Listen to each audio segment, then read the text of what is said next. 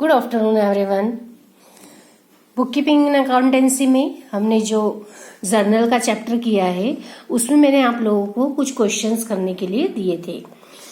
Journal की एंट्रियां करने के लिए जो पीछे का सिंपल एंट्रियों का फर्स्ट क्वेश्चन था, x commenced business with cash goods and computer. ये फर्स्ट सम जो हमारा सिंपल एंट्री का था, इसमें 3 एंट्रियां बनानी थी, है ना। तो 3 एंट्री में सबसे पहले cash account debit to capital, फिर goods account debit to capital and computer account debit to capital. इस तरह से इसकी 3 एंट्रीज कंप्लीट करनी है। ये आपने कर लिया होगा क्योंकि बहुत सिंपल एंट्री थी। Next question, what journal entries will be passed for the following. 2017 year दिया हुआ है, जनवरी 3 कमेंस्ड बिजनेस विथ कैश, मतलब बिजनेस स्टार्ट किया और कैश लेकर आए 3 जनवरी को, है ना। तो जर्नल का जो फॉर्मेट बनेगा उसमें डेट वाले कॉलम में सबसे पहले ईयर लिखना है 2017, फिर मंथ लिखना है जनवरी और 3 डेट। कमेंस्ड बिजनेस मतलब बिजनेस स्टार्ट किया तो कैश बिजनेस में आई है। Cash account debit to capital और अमाउंट के कॉलम में डेबिट में भी 1 लाख एंड क्रेडिट में भी 1 लाख। ये हो गई सिंपल एंट्री हमारी सेकंड क्वेश्चन की फर्स्ट। नाउ सेकंड एंट्री जनवरी 7 की, परचेज्ड फर्नीचर मतलब हमने क्या खरीदा है, उपस का इसको हिंदी में कहते हैं, अपन इंग्लिश में ही देखेंगे। जितनी भी लड़कियां हिंदी मीडियम की भी है वे सब भी अपने क्वेश्चंस जो सॉल्व करेगी, एंट्रीज बनाएंगी, वो इंग्लिश में ही बनाना है। हिंदी में अपन एंट्री कभी भी नहीं करेंगे। तो जर्नल की एंट्री, परचेज फर्नीचर परचेज किया है, बिजनेस में फर्नीचर आया है इसलिए फर्नीचर अकाउंट डेबिट होगा, और हमारे यहाँ से कैश गई है इसलिए कैश क्रेडिट होगी। दोनों ही रियल अकाउंट है। जो बिजनेस में आता है उसे डेबिट करेंगे, जो जाता है उसे क्रेडिट करेंगे। इस रूल्स को रियल अकाउंट के फॉलो करते हुए हमें यह एंट्री करनी है। Purchase account debit to cash, ये एंट्री हम कब करते हैं, जब हमने कोई माल खरीदा हो, लेकिन हमें यहाँ पर परचेज किया है फर्नीचर, हमें क्लियर दिख रहा है कि फर्नीचर हमारे यहाँ आया है, इसलिए हम फर्नीचर को ही डेबिट करेंगे और कैश को क्रेडिट करेंगे।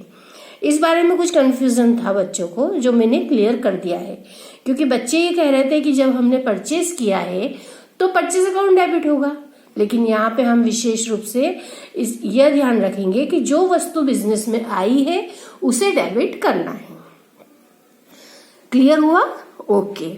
19,000 डेबिट एंड क्रेडिट दोनों के कॉलम में आ जाएगा। थर्ड एंट्री है जनवरी 15 की, purchased goods for cash. Purchase goods दिया हुआ है यहाँ पे, मतलब हमने माल खरीदा। अब माल खरीदा है फॉर कैश, नगद खरीदा है, तो कैश हमारे यहाँ से गई है और गुड्स आया है।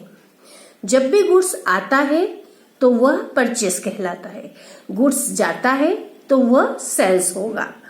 तो यहाँ क्लियर भी किया हुआ है कि परचेस्ड गुड्स मतलब हमने गुड्स परचेज किया है। तो यहाँ 2 कंडीशन है, या तो आप गुड्स अकाउंट भी डेबिट कर सकते हैं या परचेज अकाउंट भी डेबिट कर सकते हैं।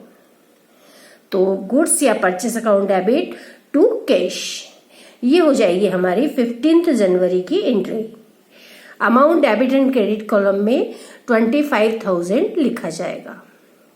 ये 3 एंट्रियों के बाद जर्नल के डेबिट और क्रेडिट अमाउंट वाले दोनों कॉलम का हम टोटल करेंगे। वो टोटल 1,44,000 आएगा। तो इस तरह से ये मैंने आपको 2 क्वेश्चन बताए। ये दोनों ही क्वेश्चन बहुत ही सिंपल और बहुत ही इजी वे में आप लिख सकते हैं। तो ये 2 क्वेश्चन सिंपल एंट्रियों के हैं। इसके बाद जो थर्ड क्वेश्चन है, इसमें आप लोगों को कुछ सेटलमेंट का एंट्री दी हुई है, सेटलमेंट का एक पॉइंट आया है।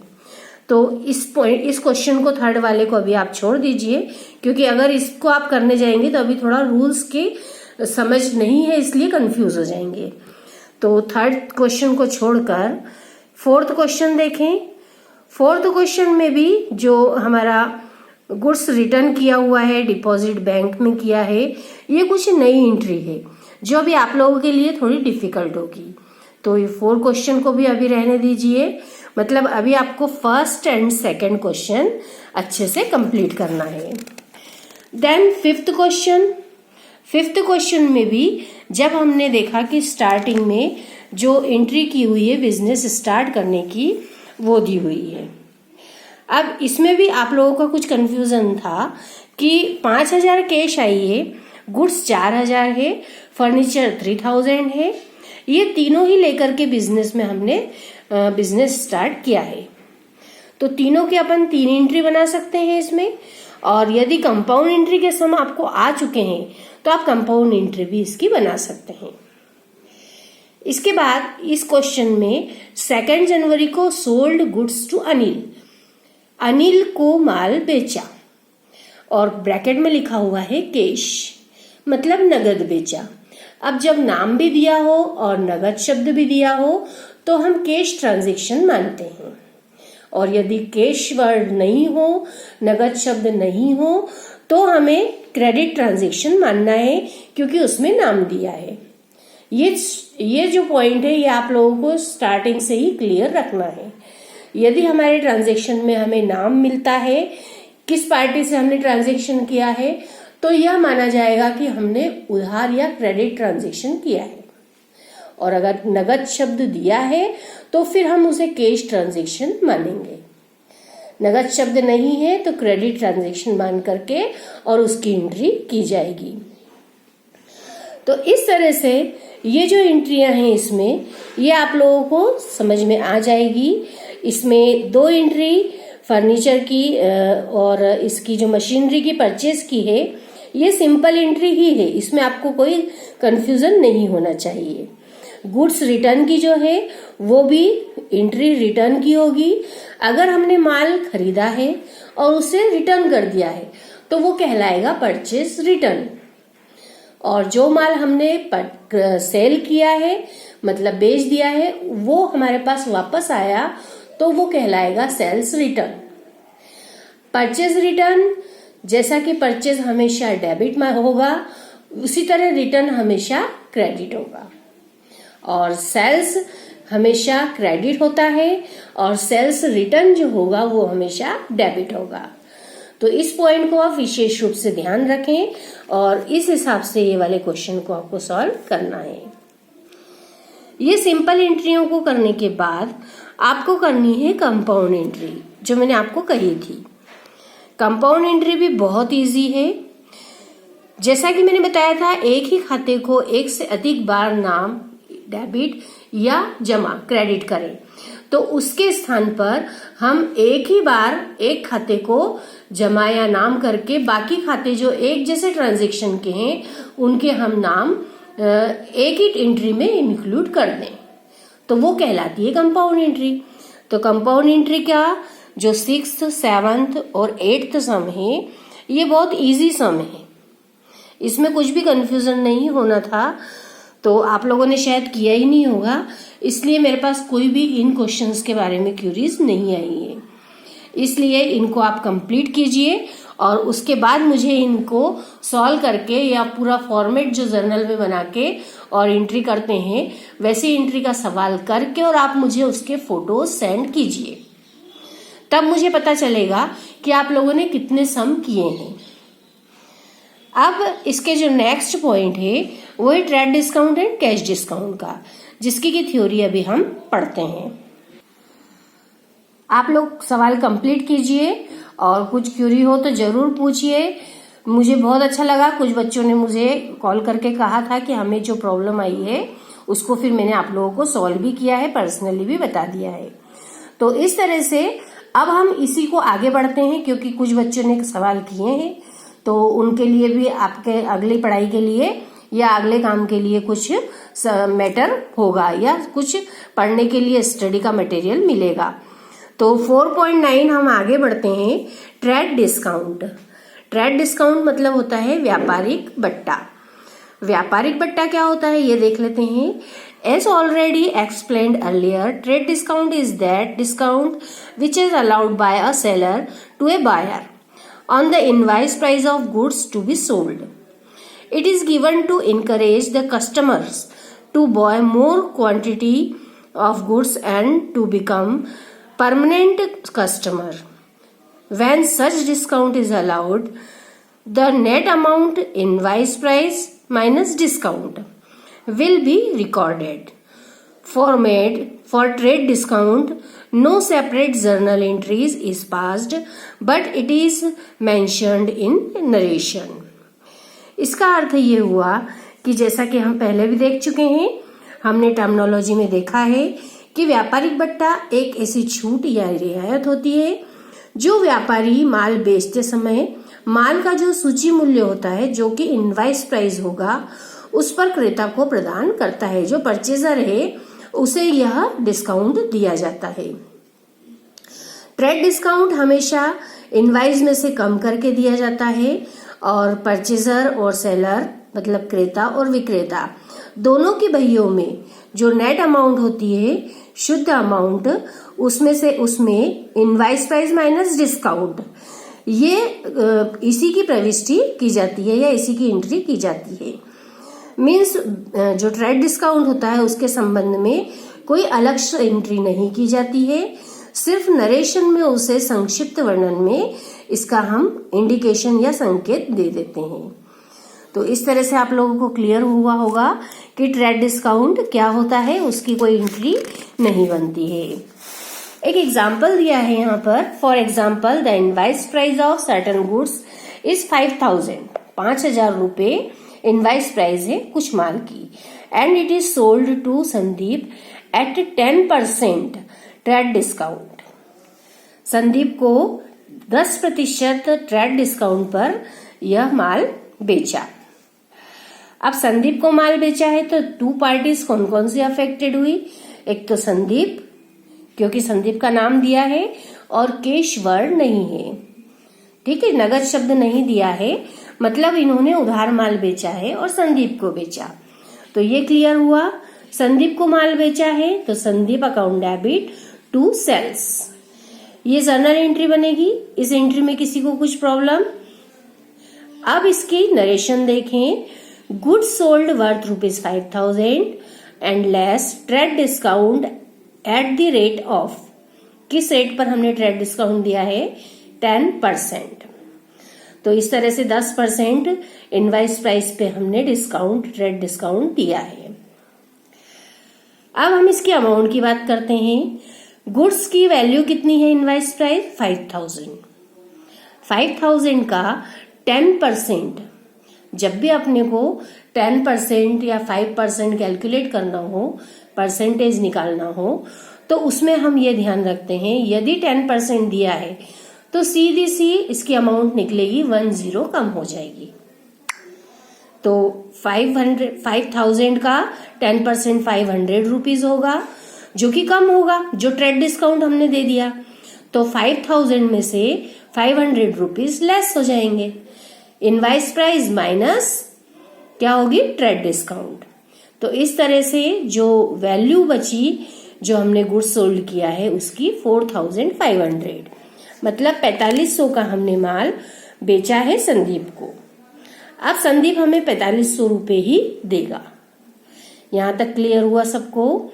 Hence, no entry is passed for discount, but the amount of discount has been deducted from the invoice price of goods.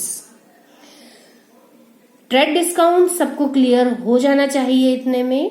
यदि अभी भी नहीं हुआ है तो एक बार और इसे एग्जाम्पल को देखो और इसकी थ्योरी को पढ़ना. नेक्स्ट स्टार्ट करती हूं मैं 4.10, जो कि है कैश डिस्काउंट. इसकी भी हम थ्योरी पढ़ चुके हैं. कैश डिस्काउंट क्या होता है? जब भी हमने नगद माल किसी को बेचा या नगद माल खरीदा, उसी समय जो माल के मूल्य में हमें रियायत मिलती है या छूट मिलती है या हम देते हैं, वो कहलाएगा कैश डिस्काउंट. इसकी थ्योरी देख लेते हैं. Cash discount is the discount which is allowed to those customers who made the payment at once or before the expiry of the scheduled time. Cash discount is allowed to debtors by the creditors or sellers. Such discount is a sort of loss for seller but a gain for debtor. Hence, a journal entry for cash discount will be invariable passed in the book of seller as well as debtor or buyer. For a seller, it is called discount allowed, and for a buyer, it is called discount received.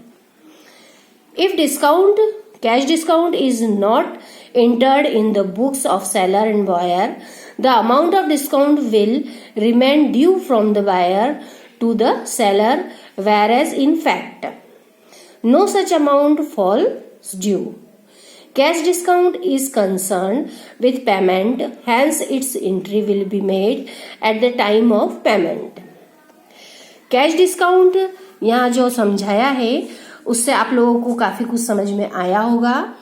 Cash discount का अर्थ ये है कि जब हम देनदार को समय के पूर्व लेनदार भुगतान कर देता है या लेनदार समय के पूर्व भुगतान देनदार को कर देता है तो शीघ्र ही भुगतान किया है इसके प्रतिफल स्वरूप भुगतान करने वाले को नगद जो छूट दी जाती है उसे नगद बट्टा कहते हैं।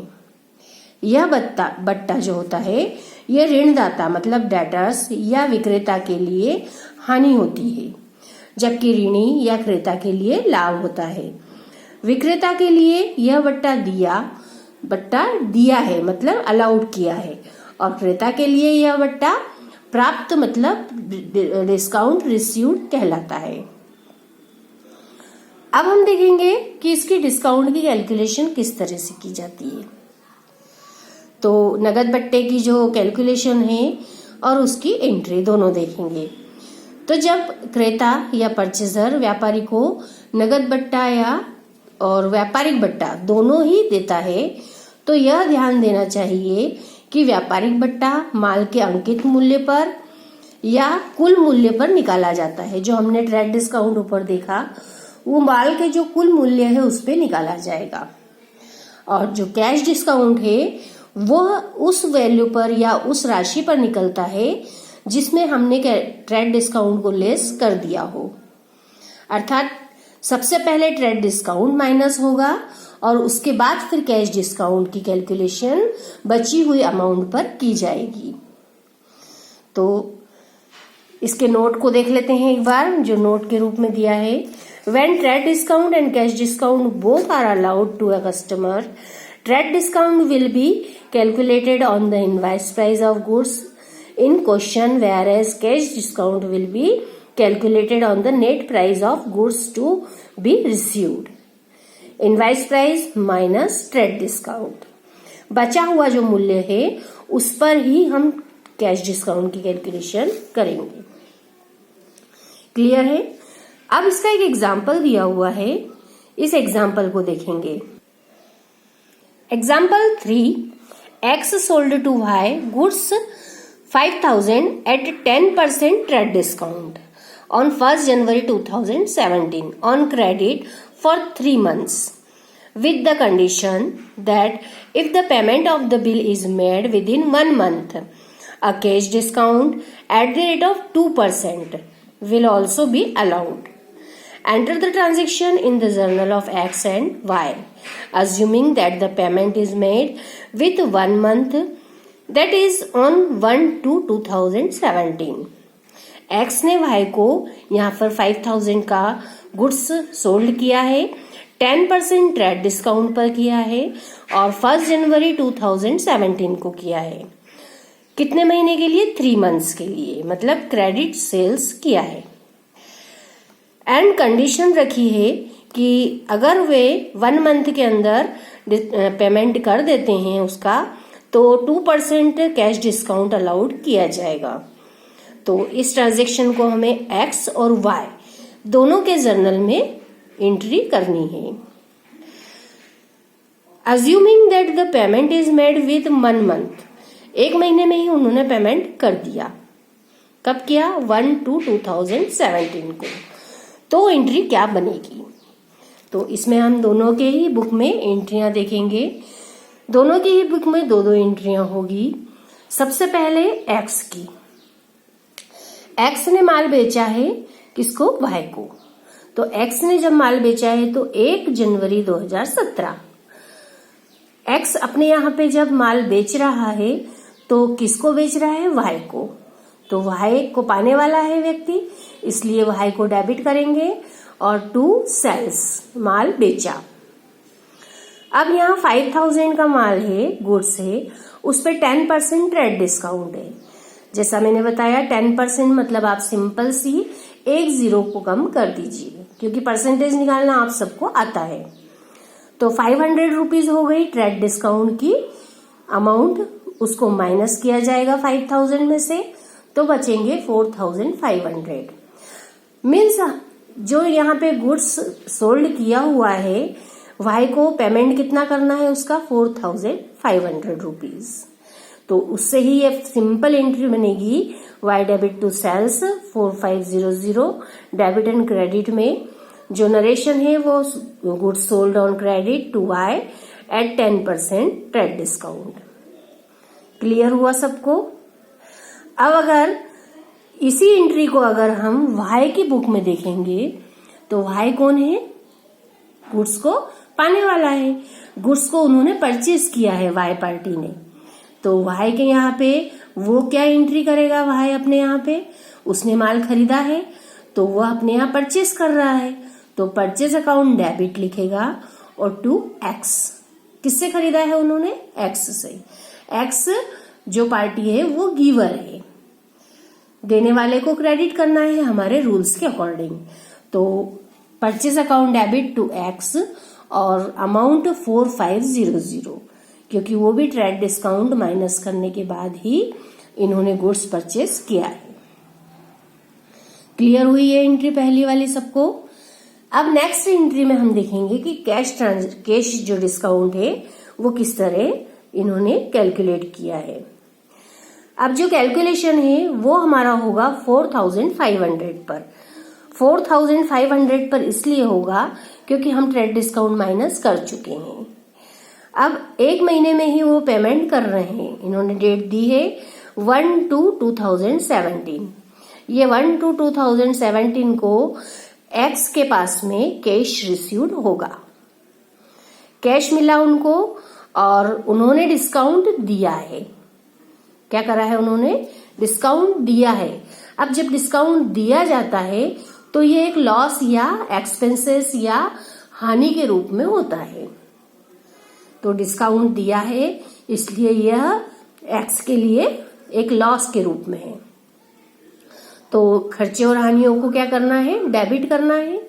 एक्स अपने यहाँ पे कम अमाउंट रिसीव कर रहा है, इसलिए ये इनके यहाँ का डिस्काउंट खर्चा माना जाएगा। और कैश उन्हें मिल रही है, इसलिए कैश रियल अकाउंट है, उसे वो डेबिट करेंगे। रियल अकाउंट का रूल है कि व्हाट कम्स इन डेबिट, जो आता है उसे डेबिट करना है। तो cash account debit, discount account debit और टू वाई। वाई पेमेंट कर रहा है इसलिए वाई को क्रेडिट किया। गिवर है वाई इसलिए उसको हम क्रेडिट लिखते हैं। ये एंट्री हो गई। इसकी नरेशन देखें। Cash received from Y and discount allowed to him. उन्हें डिस्काउंट अलाउ किया है। अब इसकी हम अमाउंट की बात करेंगे। अमाउंट की बात हम 2% जो कैश डिस्काउंट है उसे माइनस करना होगा। तो उसकी कैलकुलेशन किस तरह होगी यहाँ पे दिखाया हुआ है। जब भी आप इस तरह के सम करेंगे आपको एक कैलकुलेशन जरूर लिखनी है। कैलकुलेशन देखेंगे। Calculation of trade discount, invoice price of goods minus trade discount at the rate of 10%। 5000 में से 500 जो हमने कैलकुलेट किए थे 10% माइनस किया, 4500 रुपीज रिमेनिंग बचे। इतने का हमने उनको माल दिया है और वो उसका पेमेंट करेंगे।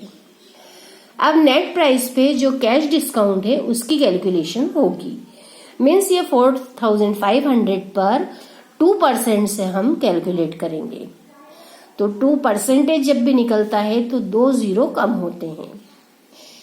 4500 इंटू 2/100, तो 20 से 20 कटा, 45 इंटू 2 रुपीज निकले 90। एक बार आप कैलकुलेशन जरूर करके देखें। तो 90 रुपीज जो यहाँ पे आए हैं ये अमाउंट है कैश डिस्काउंट की। मीन्स कैश डिस्काउंट 90 रुपीज कम करके और जो पेमेंट होगा वो 4410 का, जो यहाँ पे अमाउंट दी हुई है। अमाउंट टू बी पेड और रिसीव्ड, दो पार्टी है, एक रिसीव्ड करेगी और एक पेड करेगी। तो ये कैलकुलेशन आप लोगों को क्लियर हुई। आप खुद करके देखेंगे तो आपको और अच्छे से क्लियर होगा। परसेंटेज निकालना सबको आना चाहिए। यही जो अमाउंट है ये हमने उठाकर यहाँ पे लिखी है। कैश 4410 रुपीज, डिस्काउंट जो कैश डिस्काउंट दिया था ये 90 रुपीज, वो भी डेबिट किया है क्योंकि खर्चे और हानि है एक्स के लिए। और टोटल अमाउंट हो गई 4500, जो कि वाई ने पेमेंट की है, वाई से लेना थी। तो ये क्लियर हुआ। अब इसी की एंट्री को हम वाई की बुक में कैसे देखेंगे? डेट वही रहेगी 1/2/2017। एक्स को पेमेंट क्या हुआ है, किया है, एक्स पाने वाला है। वाई ने पेमेंट किया है, एक्स पाने वाला है। तो X account debit 4500 rupees to cash. इनके यहां से कैश गई है, कितनी गई है? 4410। इन्होंने इसका पेमेंट किया है। एंड टू डिस्काउंट ₹90, जो 90 रुपीज की ये डिस्काउंट है ये इनके लिए इनकम या प्रॉफिट या लाभ के रूप में है। इन्होंने जल्दी पेमेंट किया है, इस उपलक्ष्य में इनका ये पुरस्कार है या इन्हें यह कैश डिस्काउंट रिसीव्ड हुआ है। 3 महीने के लिए उन्होंने उधार माल खरीदा था लेकिन 1 महीने में ही भुगतान कर दिया है, तो इसलिए इन्हें यह कैश डिस्काउंट प्राप्त किया है। तो जितनी भी इनकम, लाभ और आय होती है उन सबको क्रेडिट करते हैं, इसलिए यहाँ पे इन्होंने डिस्काउंट को क्रेडिट किया है। तो एक्स को कितने रुपीज मिले हैं? 4410 रुपीज। क्लियर है यहाँ पर? तो इस एग्जाम्पल को हमने देखा है, दोनों ही बुक में हमने ये एंट्रीज करके देखी। यहाँ से आपको क्लियर हो गया होगा कि जब हम सिंपल जर्नल एंट्री कर रहे हैं तो उसमें हमें अमाउंट का भी विशेष रूप से ध्यान रखना है कि किस ट्रांजैक्शन की हम किस तरह से अमाउंट लिखेंगे।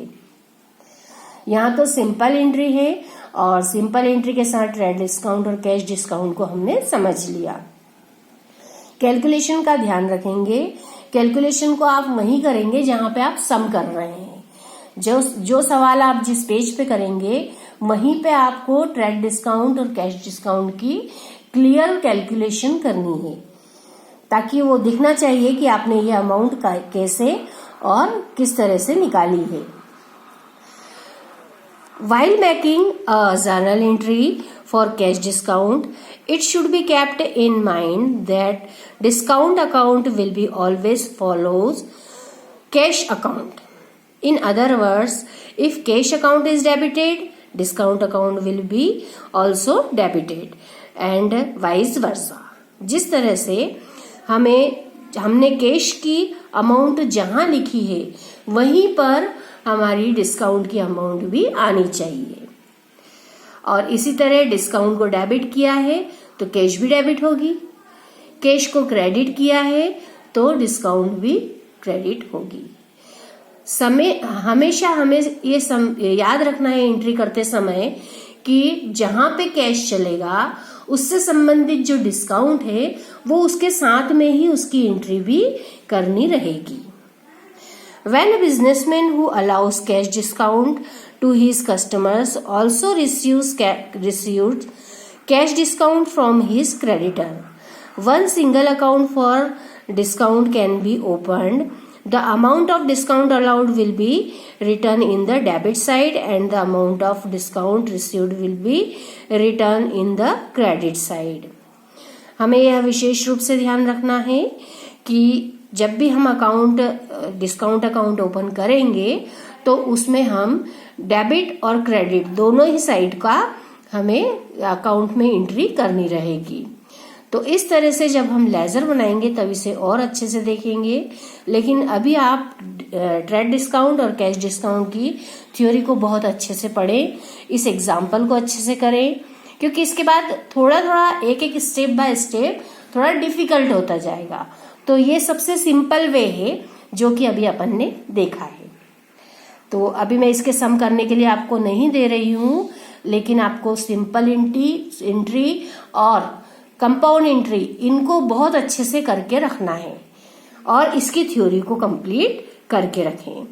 और यहाँ तक में अगर किसी को कुछ प्रॉब्लम आती है तो आप बिल्कुल शेयर कीजिए, कॉल कीजिए या फिर मैसेज डाल के और अपनी क्यूरीज को या प्रॉब्लम्स को सॉर्ट आउट कीजिए, सॉल्व कीजिए।